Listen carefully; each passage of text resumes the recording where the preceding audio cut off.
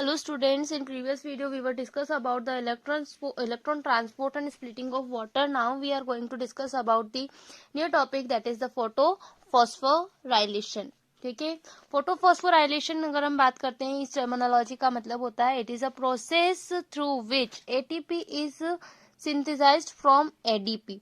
Okay, आप यहाँ देख रहे थे कि ये एडीपी है और एडीपी से एटीपी बनी है, तो ये एक तरह से एनर्जी प्रोडक्ट एटीपी प्रोड्यूस हुई किससे, एडीपी से, और इनऑर्गेनिक फॉस्फेट यहाँ पे यूज हुआ है. इन दोनों की हेल्प से क्या बन रही है, एक एटीपी फॉर्म हो रही है in the cell organelle, basically mitochondria और क्लोरोप्लास्ट में, with the help of energy from the solar radiation. So phosphorylation is a mitochondria is not light dependent, but the use of energy by oxidation of nutrient to produce ATP, hence it is called oxidative phosphorylation. Okay, ये जो phosphorylation होता है, photophosphorylation, it is of two type, non cyclic और cyclic.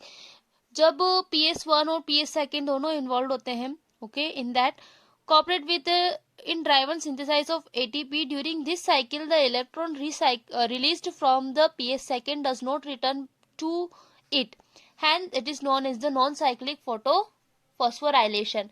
In case of cyclic photophosphorylation, the PS1 is taking place only.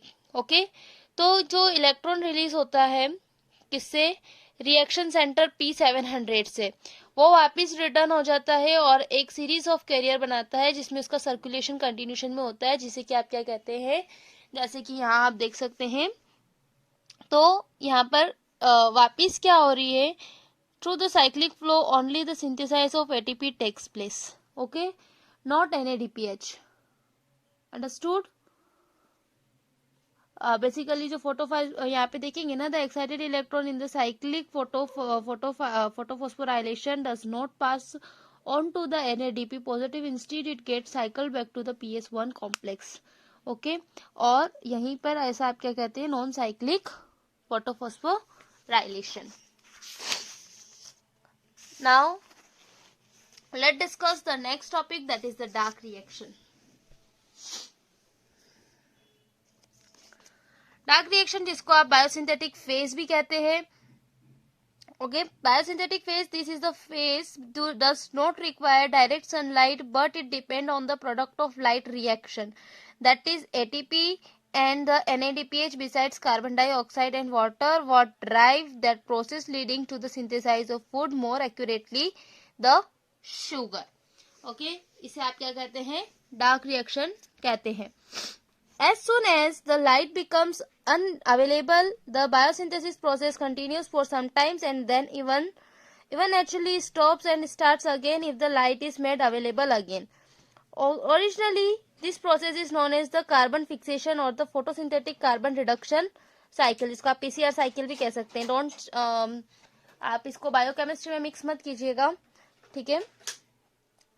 Exactly biochemistry कहना गलत हो जाएगा, sorry. Biotechnology में जो एक PCR टेक्निक होती है उसमें आप मिक्स मत कीजिएगा. ये PCR साइकिल है जिसको आप बोल रहे हैं photosynthetic carbon reduction cycle. This reaction is sensitive to the temperature change but it are independent of light, hence called the dark reaction. That means in absence of light it can also be done. This takes place in the stroma of chloroplast. जो PCR cycle जो है वो कहाँ होती है, chloroplast के stroma में होती है. Thus the assimilation of carbon dioxide during the photosynthesis is two main type, C3 pathway और C4 pathway. जब कार्बन डाइऑक्साइड फिक्सेशन होता है तो C3 अगर फर्स्ट प्रोडक्ट है, ठीक है, C3 एसिड जिसको आप PGA भी बोलते हैं, तो वो अगर प्रोडक्ट है तो पाथवे कौन सा फॉलो करेगा, C3 पाथवे. और C4 पाथवे या फिर ऐसे प्लांट जिनमें C3 पाथवे होता है उनको आप C3 प्लांट कहते हैं. और C4 पाथवे, जब कार्बन डाइऑक्साइड फिक्सेशन होगा तो फर्स्ट प्रोडक्ट जो है C4 होगा, तो उसे यानी कि C4 एसिड जिसको आप OAA कहते हैं, ऑक्सिलो एसिटिक एसिड अगर होगा तो इसे आप क्या कहेंगे, C4 पाथवे, और हम इसको क्या कहते हैं, C4 साइकिल. तो in this video we will discuss about the C3 pathway और Kelvin cycle. C3 pathway को आप Kelvin cycle भी कहते हैं. This is the cycle, biochemical pathway of reduction of carbon dioxide or the photosynthetic carbon cycle, which are discovered by the kelvin. Okay, ये kelvin ने discover किया था, इसलिए इसको केल्विन साइकिल कहते हैं। और फर्स्ट प्रोडक्ट क्या है, बेसिकली C3 फर्स्ट प्रोडक्ट है। Calvin cycle runs in all photosynthetic plants, do not matter they are C3 or C4 plants. Any other pathway if other occurs in stroma of the chloroplast, जो कि हम बात पहले भी कर चुके हैं कि ये जो C3 पाथवे है वो कहाँ होता है, स्ट्रोमा जो होता है क्लोरोप्लास्ट का, उसमें C3 साइकिल या Calvin cycle takes place. Okay, अब अगर हम इसकी स्टेप्स की बात करते हैं तो बेसिकली 3 स्टेप्स में मेजर स्टेप्स हम इसके पढ़ते हैं। First one is the carboxylation, second is the reduction and third one is the regeneration. 3 को हम 3 मेजर हेडिंग्स में पढ़ेंगे। कार्बोक्सिलेशन की अगर हम बात करते हैं, it is the most crucial step of the Calvin cycle which is utilization of carbon dioxide takes place for the carboxylation of RuBP। अब ये RuBP क्या है, फर्स्ट ऑफ ऑल, ठीक है, तो that is the ribulose biphosphate is called the RuBP. This is the abbreviation of this. If this reaction is catalyzed by an enzyme, RuBP carboxylase enzyme finally result in the formation of 2 molecule of 3-PGA। देखिए यहाँ आपका 3-PGA बन गया, 3-फॉस्फोग्लाइसरेट। Okay, फिर carboxylation हुआ, यहाँ पे carbon dioxide water atmosphere से हमको मिल गए और राइबोलोस 1,5 बाइफॉस्फेट था यहाँ पे हमारा RuBP, राइबोलोस 1,5 बाइफॉस्फेट। किसके प्रेजेंस में, RuBP कार्बोलस की प्रेजेंस में क्या बना लिया इन्होंने, 3-PGA बना लिया। देन फर्दर ATP और carboxylase enzyme also has an activity of oxygenation, thus it more commonly known as the RuBP carboxylase oxygenase enzyme। okay, then after that यहाँ पे अगर हम इसको रिएक्शन में देखना चाहे कार्बोक्सिलेशन की, तो आप यहाँ डायरेक्ट कह सकते हैं कि carbon dioxide plus RuBP plus water किसके प्रेजेंस में, RuBISCO जो कि एंजाइम का नेम है, क्या, RuBP carboxylase oxygenase enzyme, magnesium की प्रेजेंस में, ठीक है, क्योंकि इस एंजाइम को मैग्नीशियम की जरूरत पड़ती है एक्टिवेशन के लिए, और 2 मॉलिक्यूल बना लेगा किसके, 3-PGA के। ओके, फिर इसके बाद सेकेंड स्टेप जो होती है वो होता है रिडक्शन। रिडक्शन की केस में अगर हम बात करते हैं, so basically after the carboxylation reaction, reduction of PGA takes place through a series of reaction leading in the formation of glucose। in step ATP and NADPH formed during the photochemical reaction are utilized। it is to be noted that 2 molecule of ATP and 2 molecule of NADPH are utilized in this step for the phosphorylation and the formation of reduction of carbon dioxide respectively।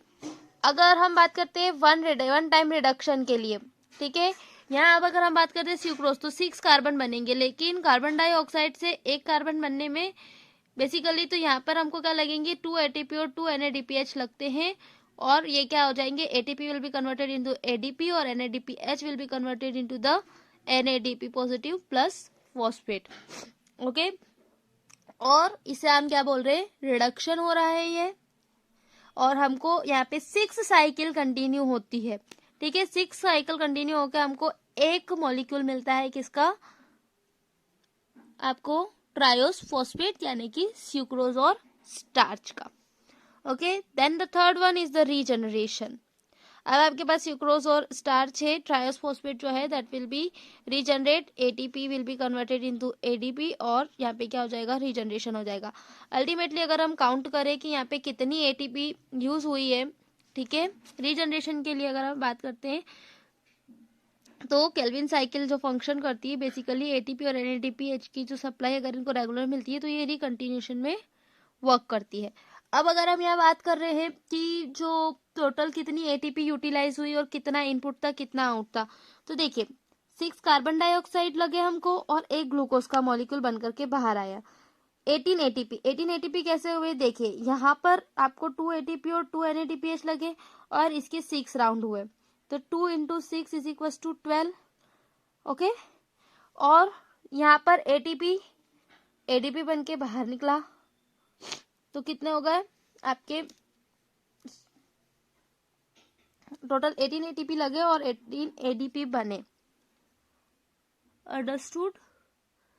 क्योंकि 2 molecules के लिए आपको 2 ATP लग रहे थे और एक जो है आपका टोटल जो रिजल्ट है 18 एडीपी बने, और यहाँ पे आपकी कितने हो गए, 6 साइकिल हो गए, और यहाँ पर आपको